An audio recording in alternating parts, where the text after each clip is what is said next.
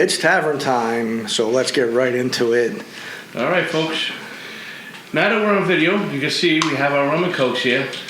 So we do have our rum and cokes. Unfortunately, my brother went and bought the rum yesterday, and it was 101 proof. Ooh. So, oh my! Not really sure how the outcome of this podcast is going to go, but it wasn't good last night. Yeah. If we keep having more of these rum and cokes by the end of the podcast, now that we're videoing it, you might see us being cross-eyed. That's not a bad thing, though. Yeah. Well, you know what? When you try and reinvent the world like we are, sometimes you need a little drink. That's right. You definitely need that. So let's get right into it. Okay. Our military is the best in the world.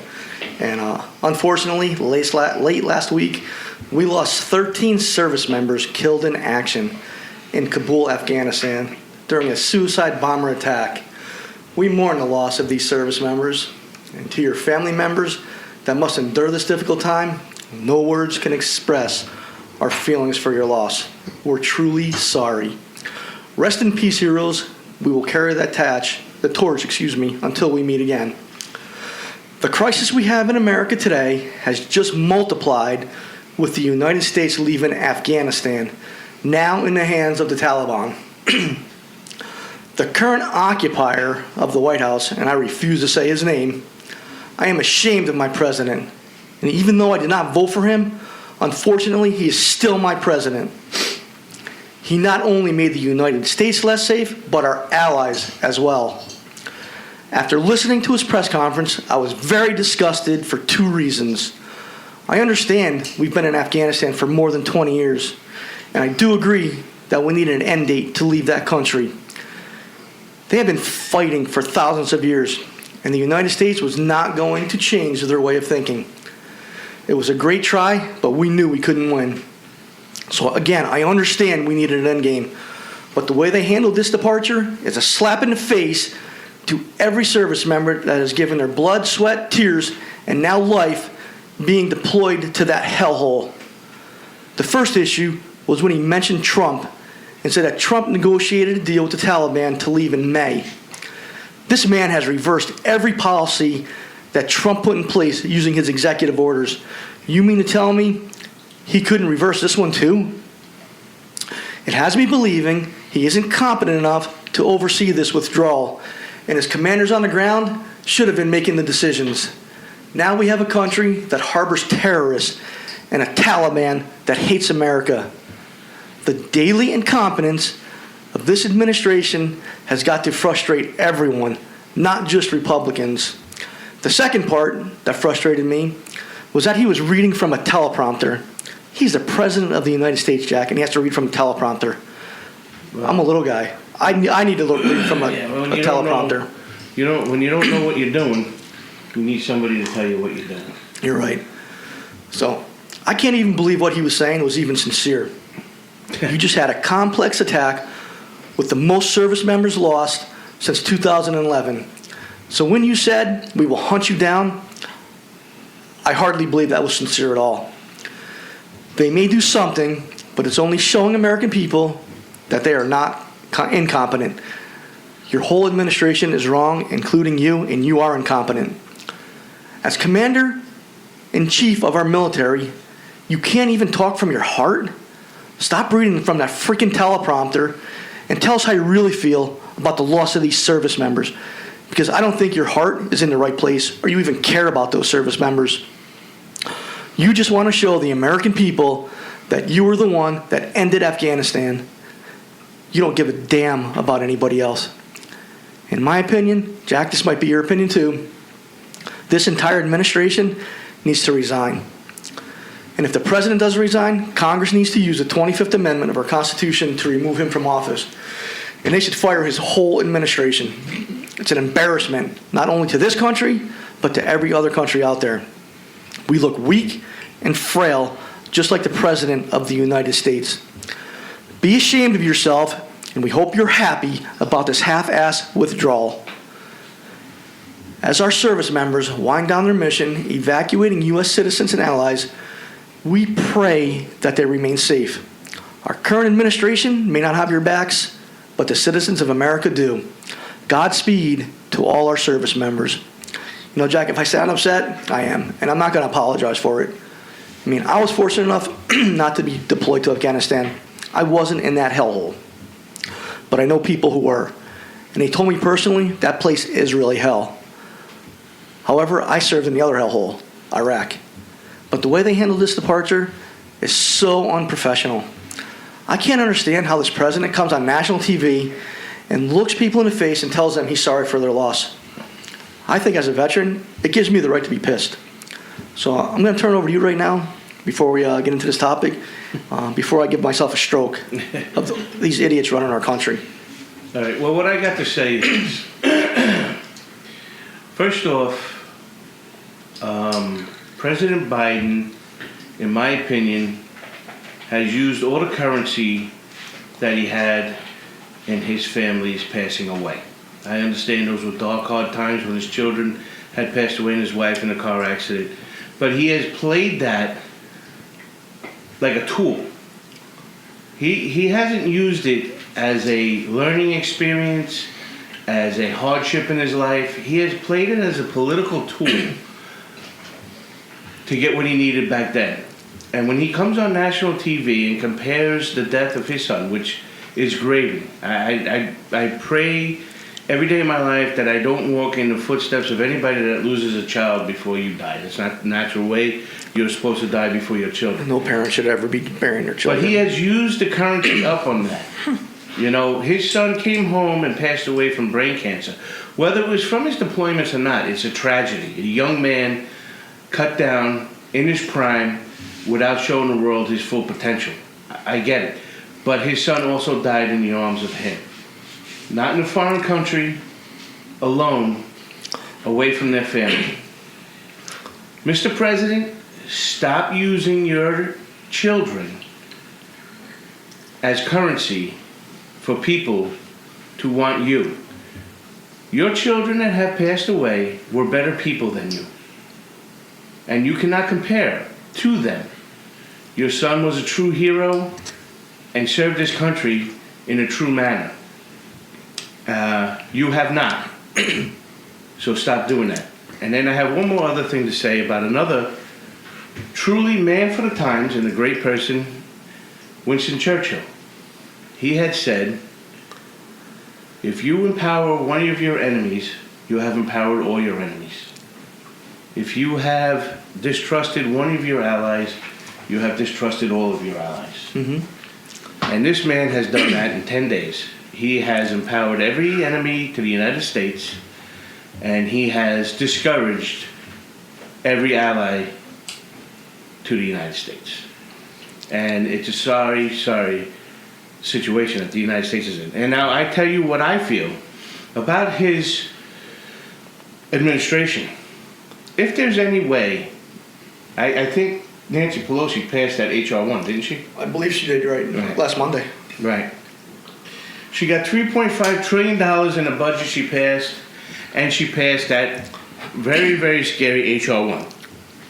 That may change the whole picture of the United States political, because now if that goes through the Senate and Biden signs it, tax dollars are going to be funding campaigns, and it's going to be bad. But if there's a possibility that the Republicans and some good Democrats get elected in the midterm, I feel that there is truly, unfortunately, this phrase has been worn out and kind of useless too, but there should be an impeachment of the president, of the vice president, secretary of state, secretary of defense. I don't know if you can impeach the Joint Chiefs of Staff, that 4-star general, or if you have to go through military to get him. I imagine you have to go through military to get him. But whatever it is, Congress should vote on that, get it passed, because there's no way that Biden should leave office and Kamala Kamala has done nothing. She's campaigning. Well, she canceled her campaign in California for Newsom. But it's still on President Biden's schedule to go to California and campaign for the governor over there. So there's no way that Biden should get impeached without Kamala Harris getting impeached, without the Secretary of State getting impeached, and Secretary of Defense being impeached. And that Joint Chiefs of Staffs, I hold the most contempt for him. Because he was the 3-star general that was in charge of Afghanistan before he got his 4th star. And he was operating in there, and you're not going to tell me this guy didn't know what the hell was going on. He knows that place inside and out. That's his expertise. Whenever he does get out of there, you know, every news channel in the world is going to be looking for him to commentate on their TV on the expertise of Afghanistan. Right. And he was just a few months ago in the Oval Office talking with Trump on Afghanistan and telling Trump, keep the 2,500 troops in there. Now all of a sudden, Biden says, no, he's telling me take everybody out. Yeah, no, exactly the way we did it. It was genius. It was brilliant. My idea was fantastic. You know, now he's all over the news telling us how the intel is right on the mark. Watch out, there's going to be attacks here. Where's he been for 3 months now when the intel's been telling him, do not close that Air Force base because the Taliban's going to take over the country? So 3 months ago, the intel was a bunch of idiots, and today they're geniuses. Yeah. So that's what I got to say about today's administration. Whoever's pulling the strings, whoever's telling Biden what to do, They're incompetent. I mean, holy smokes, you have just empowered every enemy we got in the world, and you have every ally questioning our ability. This is going to take a long time to recover from, folks. I don't think we ever can. I'm sure we're going to have to Sorry. go back in there with some more troops. But before we get into our topic today, just want to thank a couple people. We got Mike. Mike is back after a 3-week hiatus. Mike's our bartender. We appreciate it. Yeah, well, you know, we do appreciate that, Mike, but read the labels next time. But They're there for a reason. as always, we have to thank Jack Jr. because he's the one who records and pays attention to make sure we're going in the right direction. Without those two being here today, Who knows what we'll be talking we about. couldn't bring this show to you. Of course, without Mike here today, we'd be more sober. That's true. All right. Now, So, check we don't out- condone drinking, but Yeah, we don't. if it helps you get through the day, maybe once in a while. So check out our United States Constitutional Group on Facebook. Some great education material. It's the way for people to lose some stress for the day. We put some funny stuff up there, and we put some serious stuff up there. And we've been lucky. We haven't been in Facebook jail for a month. So we're allowed to invite some people back to that, which is great because we're over 2,000 members right now. Margaret, you're doing a fantastic job. She'll be down here next week. Maybe we'll get her on video. That'd be great. So our website is fedupwithpolitics.com. Take a look at it. Give us some feedback.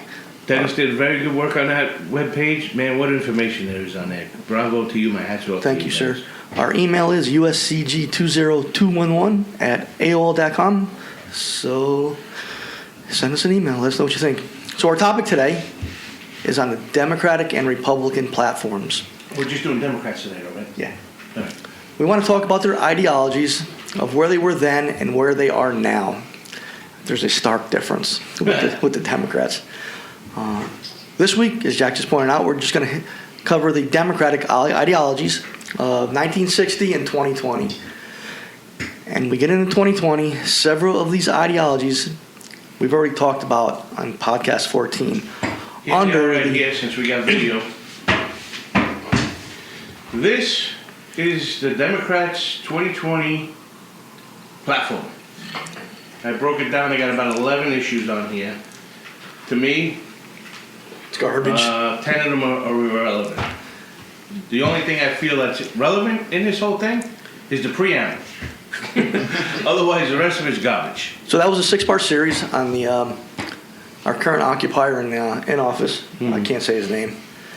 And Well, we Bernie don't know Sanders. who's in office, really. You're right. I mean, he's the figurehead, but really, who's running the country? Go back and listen to that, and you'll see where we're coming from. Next week, we'll get into the Republican platforms and what their ideologies were in 1980 with President Reagan about to take office, and in 2016. No, 2014, before Trump. Oh, excuse me, 2014, before Trump. Yeah, because Trump, we know Trump went back to America is terrific. 2014. 2014. I haven't thought it looked was at it yet, but I can almost guarantee you It's that gonna be the same. 2014. It's a little wishy-washy. We'll let you know next week. Yeah. So what is an ideology? Mike, glad you asked that. Because we're going to tell you right now what an ideology is. It's a system of ideas or ideals, especially one which forms the basis of economic or political theories or policies. The ideology of democracy. Simple, right, Mike? Wow. So we wanted to compare then and now.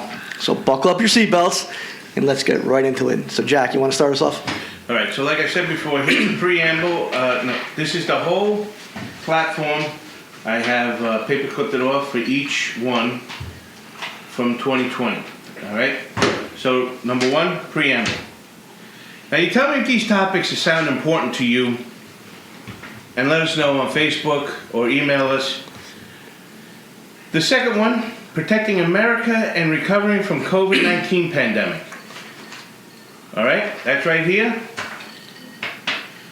It didn't work for me, or Jack Jr., or my wife. We got the vaccination, wore a mask, social distance. Right after that, we caught COVID. Building a stronger, fairer economy. We believe in that, though. Fairer for who, though? We That's right. want it to be That's fairer right. for everybody. The Declaration of Independence tells us we all. Oh, geez, here goes my brain. Yeah, everybody has an equal opportunity. You were all created equal. Doesn't say you all died equal. You were created equal. So a fair economy is. Don't expect the government to get you a fair economy. Get it yourself. That's right. Work hard. Like John F. Kennedy said in 1960 when he got elected, ask not what your country can do for you, ask what you can do for your country. The fourth part of their platform, achieving universal, affordable, quality health care. That's a mouthful. Here it is. Here's how many pages it is. Now, if you were going to try and get a fair, affordable, quality health care for 330 million people, don't you think your plan would be a little bit better than 4 pages long? I think it would be. Protecting communities and building trust by reforming our criminal justice system. Again, this one's about 3 pages long, and they could have did it in one sentence because all they did was get rid of law enforcement. Healing the soul of America. So, They have created more division in Right, America over the last 18 months. after 8 months, 18 months. hey, he's been in office for 8 months. I'm talking about 18 months of. Yeah, so after 8 months of President Biden or whoever's running the country, does your soul feel better? Ask yourself where your soul is. I think people have buyer's remorse right now. Yeah, well, you know what? Listen, folks. Some of yous may have buyer's remorse. Others of yous may feel like you just played a game of 3-card Monte. And lost. Right. Here's the number one. Number 7, combating the climate crisis, pursuing environmental justice. You imagine that? They want to pursue environmental justice, but if a family member gets killed, screw you, he's going to be out of jail soon. Spill a gallon of oil, you'll do life in prison.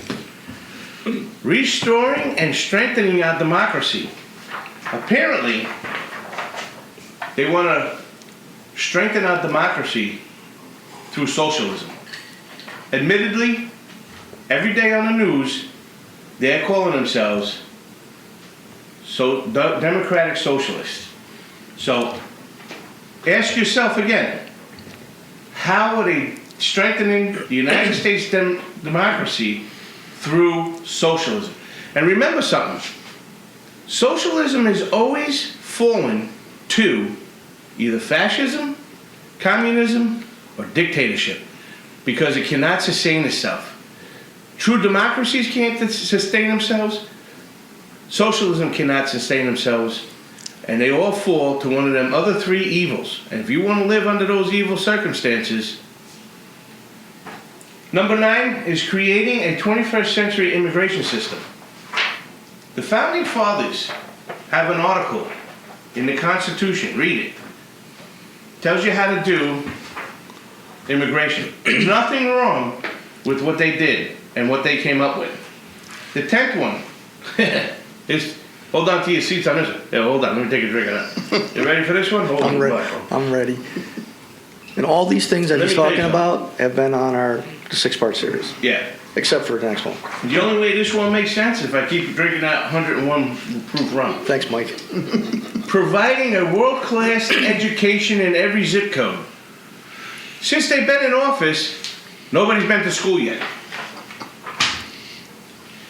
Now, We've been schooled, though. yeah, we sure have. Look at the size of this one. Now, this tells you, I showed you 3-4 pages for each one of them 11 topics on their platform for 2020 that just passed by. Look how heavy this one is. This is number 11. They placed it at the end, but I think they want it to be number 1. Renewing American leadership. Renewing American leadership. Yeah, that should be number 1 for all politicians. Renewing. Every Look at one what of these that- look politicians at are it. not leaders today. See the topic? See how big it is? Do you feel like America's leadership is in the forefront? I don't. Mike? No. Jack? Nope, not at all. Anybody out there? Anybody out there that believes that our leadership, American leadership, is where it's supposed to be because of today's politicians, and I'm putting everybody in it. Because listen, again, like me and Dennis always say, the Republicans are always, look what they're doing. They have done nothing to correct it. Nothing. They've allowed it. They voted Blinken in as Secretary of State. He could not become Secretary of State without the Republicans' endorsement and vote to get in there. Mitch McConnell, that was your side of the house. Why is this man the Secretary of State? Why is the gentleman the Secretary of Defense? Because you voted him in there. Department of Justice, Attorney General, you voted him in there. Folks, this is not a Democratic problem. This is everybody's problem that's in D.C. They all contributed to this mess. The platform to the 2020 election. Now, if Dennis will give me the time I have over here, I printed this out. This is this is the platform for 1960. It's 59 pages long. That's a pretty interesting read, too. It was pretty interesting. Some of it was very similar to today's. They have a few things in there. First paragraph in the platform of 1960 is, in 1796, the American first contested national election, our party, under the leadership of Thomas Jefferson. So in 1960, the Democratic Party considered their leader was Thomas Jefferson. Today's Democrats want to take down the statues of Thomas Jefferson.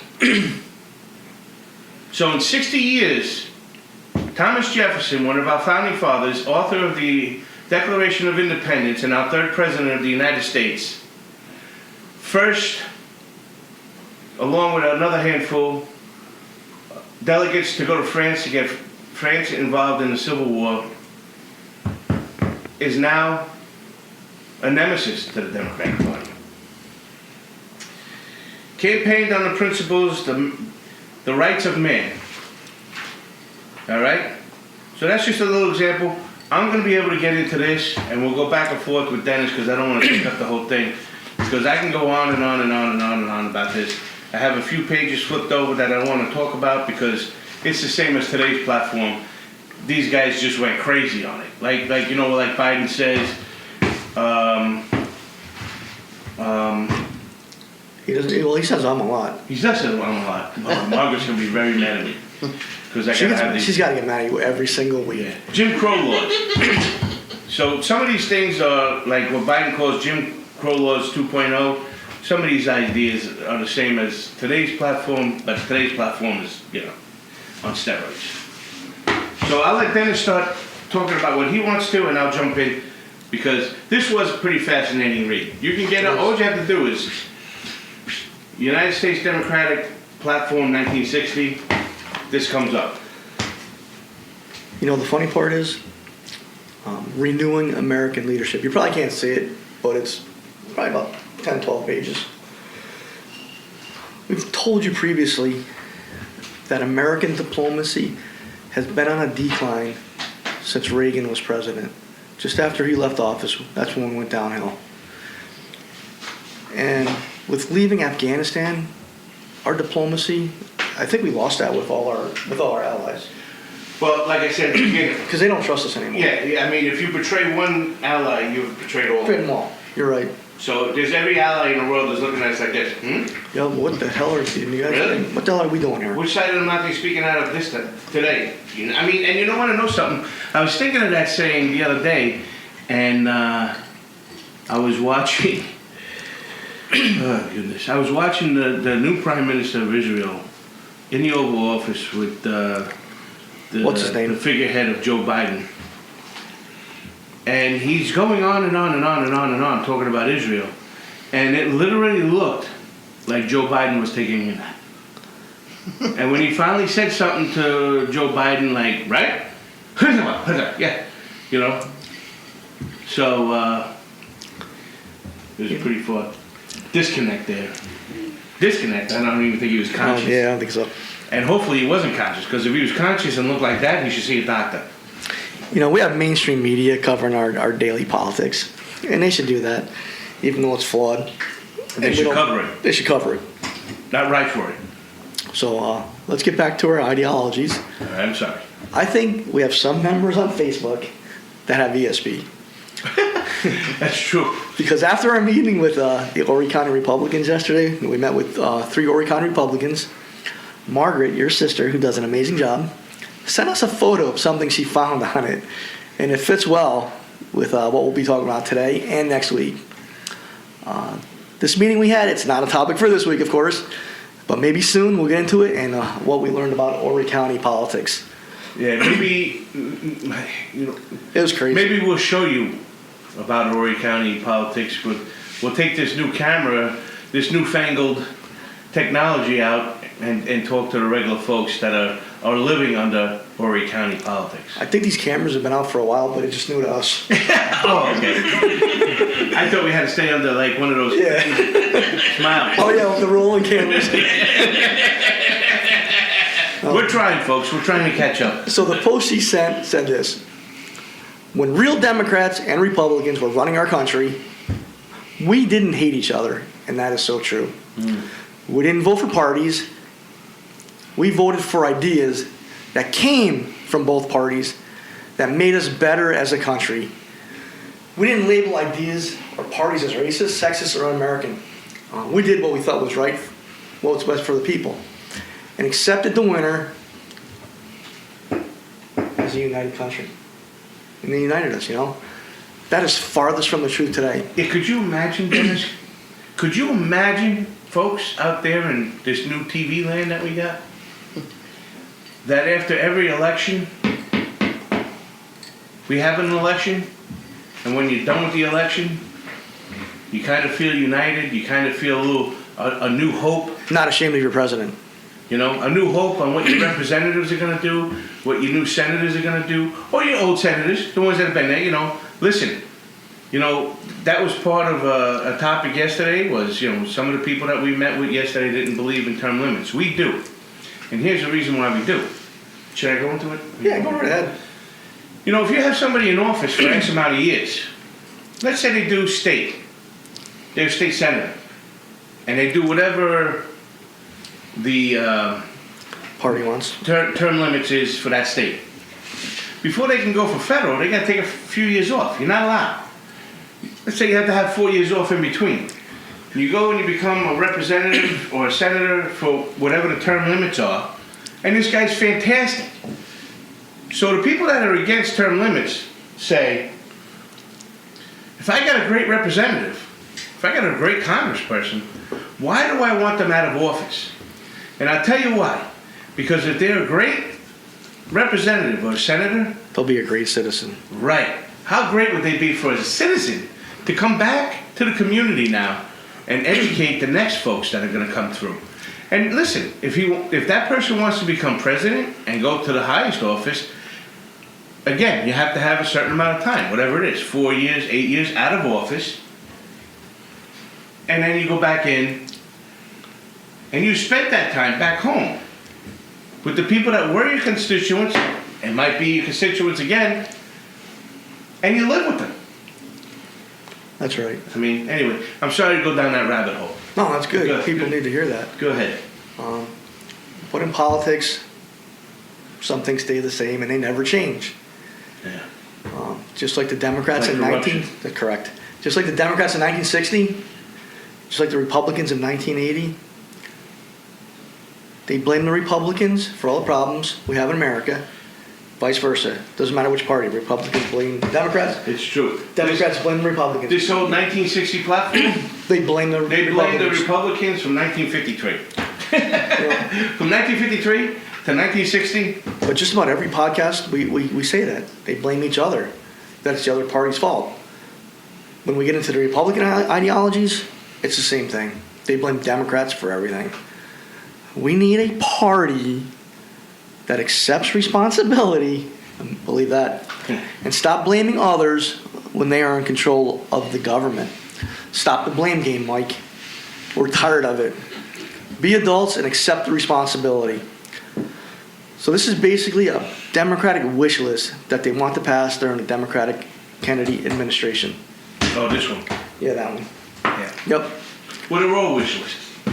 Which is fine. Yeah, I'm going to talk about 1960 first. Okay, I'm sorry. They try to show their members that they are fighting for their rights. And this is why they should be trusted to lead our country. So the first ideology that stuck out to me was national defense. You read that one? I got it right here. It was on the first page. So Yeah. I didn't have to go far. It was page 2 of 59 because on the first page, they talked about their history Yep. from 1796. The first Thomas contest- Jefferson, the the first one that contested, founded their party. the first contested election. In 1960, Democrats believed we needed a strong national defense. And the new Democratic administration will recast our military capacity in order to provide forces and weapons of a diversity, balance, and mobility sufficient in quantity and quality to deter both limited and general aggression. You know what that means, folks? No enemy is too big or too small. So that means that this national defense Yep. was going to be ready for any insignificant problem. And back then they had great problems because we were in the middle of a nuclear, it was the beginning of the Cold War. Beginning of the Cold War. Cold War, Yep. it was the beginning of it. Space. Later on in here too, they were worrying about China. Of course, that's China before they and got Russia involved. going. China, especially Russia. Russia's all over this place. See, that tells you right there that the Democrats believed in a strong military. Yeah, the second paragraph. The United States was the preeminent power in the world. Most free nations had confidence in our will and ability to carry out our commitments to the common defense. Ask any one of your allies today. Actually, people from 1960. These Democrats are different now. Yeah, believe it or not, folks, my brother was born in 1960. Ooh, is he old? Well, I'm going to talk about the 2020 platform right now. Okay.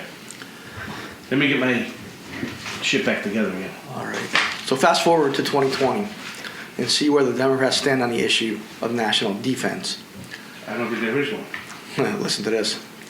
This is why our current occupier of the White House wanted to end the Afghan wars. And this is right in their, whatever these things are called.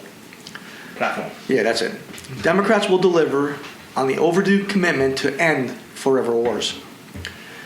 And we will do it responsibly. Setting priorities.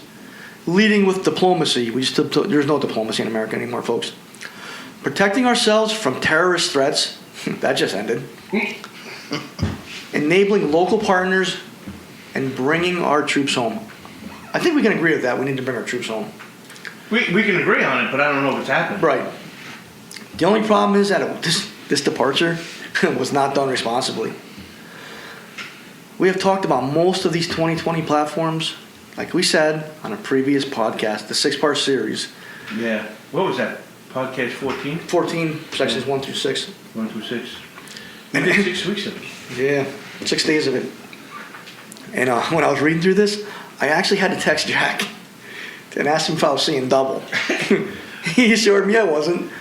So I just want to reference another article, which comes from the Washington Free Beacon. Democrats look to slash defense budget in 2021. The far left wing of the Democratic Party hopes to slash the U.S. defense budget in the event of a Democratic sweep on Election Day. Far left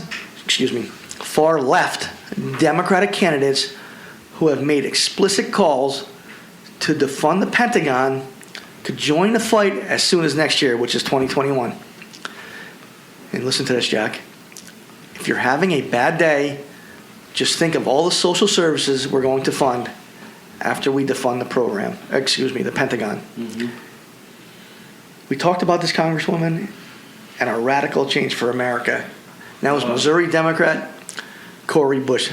That's what she tweeted. They don't want defense. They don't want national defense nowadays. The far left Democratic majority and the progressives, they run this Democratic Party. And what do you think after reading what I just said? You think we have a strong military that the Democrats support?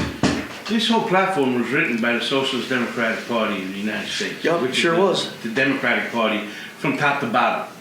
Because if you think it's just a squad, Bernie Sanders and a few like him, There's some Republicans I'll too. say even Mitt Romney, the senator from Maine. This is Lisa the Murkowski. entire Democratic platform. This is what he ran on. This is what the party ran on. This is what the down ballot was running on. You want to hear what the defense was? For 1960, this is a strength that must be erected. They had 3 of them. Number 1, deterrent military powers such as the Soviet and Chinese leaders will have no doubt that an attack on the United States would surely be followed by their own destruction. Democratic Party. Balanced conventional military forces which will permit a response graded to the intensity of any threats of aggression force. Number 3, continuous modernization of these forces through intensified research and development, including essential programs now slowed down, terminated, or suspended, or neglected for lack of budgetary support. They're talking about the Republican Party. They want to fund the defense of the United States more than the Republican Party did back then. 1960. John F. Kennedy was running against Richard Nixon, who was the vice president for 8 years. Was in Congress before that. I think he was a senator from California. He was running against John F. Kennedy. This is the platform that John F. Kennedy ran against Richard Nixon, pointing out what the problems. We pledge our will, our energies, and our resources to oppose communist aggression. Today, the communist aggression is the heartbeat of today's Democratic Party. That is unbelievable, isn't it? Unbelievable. A short change in 60 years. There you have it. So the founder of their party, they want to take down his statues. Camelot, the greatest modern day Democrat that they all want to strive to be, wanted to get rid of communists, cut China off at the knees before they got to where they are today, and build our military so everybody knew who the big dog was on the block. You think our allies trusted us back then? Back then, they trusted us. Remember, this is the beginning of NATO, the UN. People listened when we spoke. Not laugh. Now they laugh. They laugh at us. This man has to cringe and hold his notebook when he's asked a question from the press. Close his eyes. I don't know. We used to have strong leaders in our country. That is not true anymore. We don't have, I mean, in my personal opinion, is we don't have strong leaders anymore. They're all in the office for different reasons. Can I say one more thing? Yep. Here's another thing. You tell me if this sounded like Ronald Reagan or John F. Kennedy. Arms control. We must regain the initiative on the entire international front with effective new policies to create the conditions for peace. In other words, straight through numbers. Unbelievable. Yeah, Reagan said the Democratic Party left him. He is And true. they did, and because he was using their words from when he was a Democrat. You know, we mentioned last week in creating a new third party that both these parties have left us. Mm-hmm. And that's why we should start a third party. And we'll get into more of that in future podcasts. But if I look a little fidgety on camera, it's because I am. I'm not used to, Yeah, I don't know where to look. I'm not used to being on camera. It's uncomfortable. But so if I'm all over the board, that's why. We'll get it. Well, we'll get it right. You see, because we're not pros. Should I? I don't know. Just if I two should say average that. guys. When I'm not talking. We're just two average guys. Yeah. Hold on, I gotta put my order in. Yeah. Mike, two more Mike's gonna drinks. go get us some more. Thanks, bartender. You're not getting a tip. Yeah, he's gonna get us some more jet fuel. You know, but like I said, if I look fidgety, it's because I am. We'll get there. I'm not used to this. This is what regular guys look like when they go on camera for the first time. That's right. Looks pretty horrible, doesn't it? Sorry, folks. I'm trying to. I look this way. I look this way. You guys can let me know which side's my good side. I don't think I have one. I don't have one. So some of these ideologies that we looked at from 1960, I mean, some of them weren't bad. I mean, strong national defense, everybody wants that. Back then, Democrats wanted what was best for our country. However, in this day and age, their ideologies have changed tremendously. There are so many ideas on our wish list. We can't cover all of them because we'd be here all day. Yeah. And we really don't want to bore everyone. I just like going through this, these 59 pages because, see, I have the ones that you could see where today's platform has just re-energized it and made it ridiculous to their platform back there. So I looked at, you know, it's pretty. You lost a page. I lost the page. It was upside down anyway. But there were certain things in there, you know. Upside down, kind of like our country is right now. You know, world trade. You know, they had a few things. They wanted a rate of economic growth. You know, today's platform doesn't talk about it. World trade.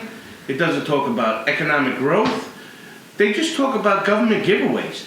But they were trying to get a World Trade Organization going so that Americans, this was all new, folks. You know, jet planes were just coming in. You can get products all around. You know, they made the world small then.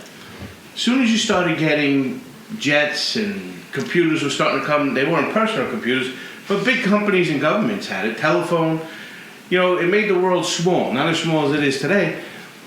But they knew that world trade was coming because we had the ability, refrigeration, and just different technologies that were going to make world trade impossible not to do. And they were looking out for the American person. Thank you, Mike. You're welcome. You know, to make sure that these products and industry of agriculture and stuff like that was fair to America. But then again, you know, you go again, here's immigration, they want to give the world away. Well, I'm glad you mentioned immigration. Sorry, I know, it's just, that was a great leeway. That was. I knew, when I read this, I said, oh, Dennis is all over this. You know, and you probably think I'm going to talk about immigration, don't you? Well, the problem is our founding fathers had great rules for immigration. It's in the Constitution, read it. Makes perfect sense. I don't know why you got to change it. Again, The Independent Constitutional Party, though, is going to get rid of all of these immigration laws and go back to the way it was supposed to be. Hopefully. So again, you're probably thinking I'm going to talk about immigration because you know that I hate immigration and the way it's handled. I hate it, folks. Let's just leave it at that. Mm-hmm. Not to beat a dead horse, but They have it, though. I'm not a fan of this immigration system. So instead of immigration, I want to talk about inflation. It's in here. It's in there. It's incredible. Yep. And this is what they said in 1960. The American consumer has a right to fair prices.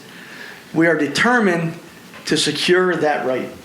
That tells me, I'm sure you as well, they want to control inflation. Right. They believe in fiscal responsibility in 1960. Correct me if I'm wrong. No, it's in here. We were talking about it this morning, me and Mike. So in 1920, excuse me, I wish it was 1920. Please. 1920. In 2020, let's just look at our current administration and what they have done to inflation. You know, a short 10 months ago, Jack. Oh, that's what they call this. this. An end to tight money. Right, an end to tight money. You know, Sorry, folks, I didn't mean to put my head down and show you my bald spot, but it was so funny that you brought it up because I had literally just looked this over before I came over to the house. you know, a short 10 months ago, we had a thriving economy, lowest gas prices, lowest food prices. We had a great economy, lowest gas prices since the 1980s. And thanks to that thriving economy, I went out and bought myself a brand new 2020 Toyota Tacoma. I love this truck. I love it. And Dale took it yesterday, and he still didn't clean it. You know? You had the power washer out yesterday. Yeah, I did. I mean, you did the house. Good thing you didn't do the truck. You know, So what you did to the house. What I don't like is how much it cost me to fill that damn thing up. I spend like $22 more each time I fill it up. You know how you fix that? Get rid of it. Stop driving so much. Oh yeah. But thanks to these radical Democrats, people pay more than 70 cents a gallon. I mean, we haven't even talked about inflation yet. But this year, under our current Democratic administration, I was able to find this, and this took me a little while. And I don't like mentioning his name, but I have to for this one. Biden's hidden tax increase. Every American, say that again, every American is going to pay higher prices, higher taxes, due to Biden's administration policies. Remember that inflation is a hidden tax. It is a powerful and often unseen and unstoppable way for the government to pay for its goods and services without raising visible taxes that make people angry. Even Warren Buffett, who is widely regarded as the best long-term investor in America, he has clearly moved from concerns about unemployment to concerns about inflation. He's an idiot anyway. Well, I mean, he's a genius, but I don't like him. What a difference 60 years make. Democrats of today want to spend, spend, spend. Democrats of yesterday wanted to control inflation. So I tried to stay away from immigration. Good job. And we hit everybody with inflation. Because I know that's a topic that's kind of annoying everybody right now. I got two things. First one I want to talk about is the undeveloped world. So the 1960 Democrat wanted to help the undeveloped world, and their first sentence in their first paragraph was, to the non-communist nations of Asia, Africa, Latin America, we should create with you working partnerships based on mutual respect and understanding. Everything that they had gone through was anti-communist. All right? And everything they do today is pro-communist. I mean, it's right in the middle of their party. You know, they love the communist thing. So here's a couple of countries that they wanted to talk about. They recognize India as, you know, as this low-income countries. India, Pakistan, as a major test of capacity for the free men in a difficult environment to master the age-old problems of illiteracy, poverty, and disease. We support their efforts in every practical way. Now, India, we know we have problems, but they are a democracy. Pakistan 19 years after this platform was written, we had the Iran hostage situation in 1979, where we lost the U.S. Embassy in Iran. Pakistan to this day is supposed to be our in-between from us to Iran. Now they've supported Taliban, they've supported ISIS, they've supported China, they've supported Russia. I don't understand why we're still giving Pakistan money. They're a bunch of crooks. They also wrote that communist strategies that sought to divert their aspirations into narrowly nationalistic channels or external troublemaking or authoritarianism.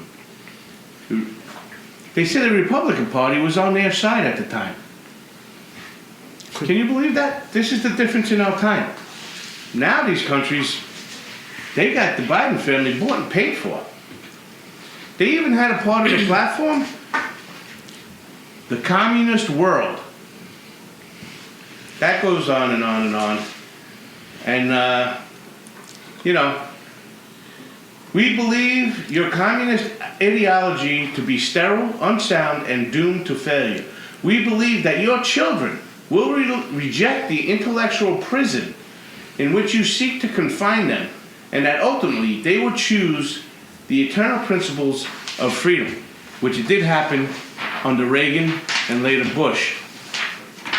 The opposite is happening in the United States. The leaders of today are putting in, they're indoctrinating our children, not through high school, not through college, but from preschool, daycare, through whatever school they finish. This is the Democratic Party of 1960.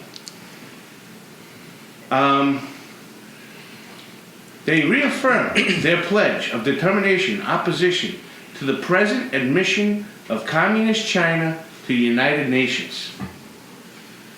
They did that with Russia too. Not anymore. They're in. Economic growth. I'm sorry I went down that rabbit hole, but I thought those little few things about their platform against communism, which was the Soviet Union, Russia today, and China. But their economic growth. American enterprise to a free American labor, industrial leadership, and capital. Capital is like a four-letter word to them today. Capitalism, you say something about capitalism to the Democratic Party right now, They cringe. They think you're a slave owner. Yeah, they cringe. Jeez. We Democrats believe that our economy can and must grow an average rate of 5% annually. Jeez, who wanted to do that? Does that sound like a 2016 campaign? Or even Did 2020. Trump say that one day? Yeah, Trump said that. Trump said that in 2016. He wanted 5% growth. Not these Democrats today, though. And then No, the tight Obama money. said it was impossible. High interest, tight money policy. We went and we did a podcast on their money theories. Should I remind them what it is? No, go ahead. Nixon got rid of the gold standard, and we went to the fiat system in 72 or 73. I don't have it off the top of my head. So the modern day Democratic Party feel that the US dollar is now a commodity. Since we got rid of the gold standard, the US dollar is now the new commodity. So they feel that any national debt should not be paid. That's like saying, their theory on that is, I go play golf and I spend $40 to play golf, I shouldn't pay myself back that $40. So I spend $40 in the bank, I shouldn't put the $40 back in there. I keep doing it and I run out of money and I start doing it on credit. Screw you, it's my money, I'm not paying me back, you gotta let me play golf for free. Alright? So now they're paying you. So they're printing money. So what happens when they print the money? The value of the dollar goes less. So that's why you see in this platform, we got, what did we spend? $7 trillion since in 8 months? Just about, yeah. All right? They printed up $7 trillion, or about that, whatever it is. You can email me a hate you letter later if I got that number wrong. But trillions of dollars, they printed this money up. So what does that do? It makes the value of the dollar less. So the Democrats feel the way they strengthen the dollar again is they make it harder to get. And how do you make it harder to get? Inflation. You raise inflation, your dollar's worth less, and then they raise taxes. So now your dollar's worth less at the store to go try and buy stuff. They raise taxes so you have less of it in your paycheck. It makes the dollar stronger in their mind. I don't know how that makes sense. Doesn't make sense to me. But that's what happens when a major party of the United States thinks that the U.S. dollar is a commodity instead of basing it to the gold standard. Complete opposite of 1960. Today they want to print money until it's worthless and inflation goes up, and then they want to tax you on top of it. So if your dollar now goes down to 70 cents and they're going to tax you 40% on top of that, what does that give you? Every dollar you make, you get to keep 30 cents. But in their mind, it makes the dollar stronger. So remember, inflation is a hidden tax. We all pay more money. And we are almost $30 trillion in debt. It has to be paid back by someone. And that's going to be paid back by our grandkids, which isn't fair to them. You know who's going to, I mean, I hate to say this, but if it continues to go on this, you know who's going to pay this back? China, when they ruin us. Right? You know, we could literally sit here all day and go over all these ideologies of the Democratic Party. Yeah. It was interesting. You should look into yesterday and today. So my third and final ideology that I want to talk about is energy. And what a stark difference from then and today. In the Democrat state, the Republican administration would turn the clock back to the days before the New Deal in an effort to divert the benefits of a great natural energy resource from the people to a favored few. That has followed for many years a no new start policy. It has closed pilot plants from getting oil from shale. Getting oil from shale. I don't know. That tells me in 1960, Democrats believed in energy independence. So let's forward to 2020. Our current White House occupier, and I don't have to say his name anymore, thank God. Because we don't know who it is. That's right. He has closed the Keystone Pipeline, not only taking away good-paying jobs from hardworking Americans, but has also taken away our energy independence. We must now rely on foreign countries to get our oil. I understand. The pipeline in Germany, though. Right, from Russia, yeah. I understand 60 years is a long time, and people change their minds, political parties change. But there's no excuse why this country can't be energy independent. And I saw this article. I like looking up articles. I love the research. And I thought I should reference it for everyone to read. And it's from Daniel Turner. 2020 Democrats want to turn our energy independence into submission. Just 10 months ago, America was energy independent and growing in worldwide energy dominance. This puts us in an enviable, powerful position of leverage and strength. China wishes it had our energy independence. Despite China's economic and military growth, the Chinese cannot power their nations autonomously. In the first 7 days of this occupier's administration, he has canceled the Keystone Pipeline, rejoined the Paris Climate Agreement, and banned mining and drilling on federal lands, placing the future of America's energy industry and the millions of livelihoods it supports in peril. What is worse? The actions have nothing to do with moving our country forward. If this administration sincerely wanted to reduce emissions, it would advocate for projects like the Keystone XL pipeline, which was on path to operate entirely by solar, wind, and battery power, thus eliminating greenhouse gas emissions by 2030, excuse me. These Democrats have talked about the Green New Deal over and over and how they want energy dependence. The Keystone Pipeline, energy, The batteries. solar energy. The making of the batteries and getting rid of the batteries when they don't take a charge anymore is a catastrophe on the environment. The earth works to make these batteries, and we talked about this on the podcast again too. Is like strip mining what we used to do for coal. And China owns 95% of the earthworks to make these batteries. And Afghanistan has a huge mineral deposit, and who's their neighbor? China. Going to energy. Here's the 1960 platform.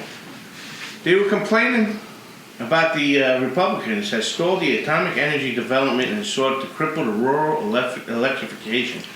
It has closed a pilot plant on getting oil from shale. This is against them. Now you go to minerals, which is mining, like Dennis just talked about. America uses half the minerals produced in the entire free world. This is 1960, John F. Kennedy campaigning on this platform against Richard Nixon. America uses half the minerals produced in the entire free world. Yet our mining industry is what may be the initial phase of a serious long-term depression. Sound policy requires that we strengthen the domestic mining industry without interfering with adequate supplies of needed materials at reasonable cost. We will speed up the geological mapping of the country with emphasis on Alaska. We will resume research and development work on the use of low-grade mineral reserves, especially oil, shale, lignites, iron ore, tacknites, and radioactive materials. These efforts have been halted or cut back by the Republican administration, Eisenhower.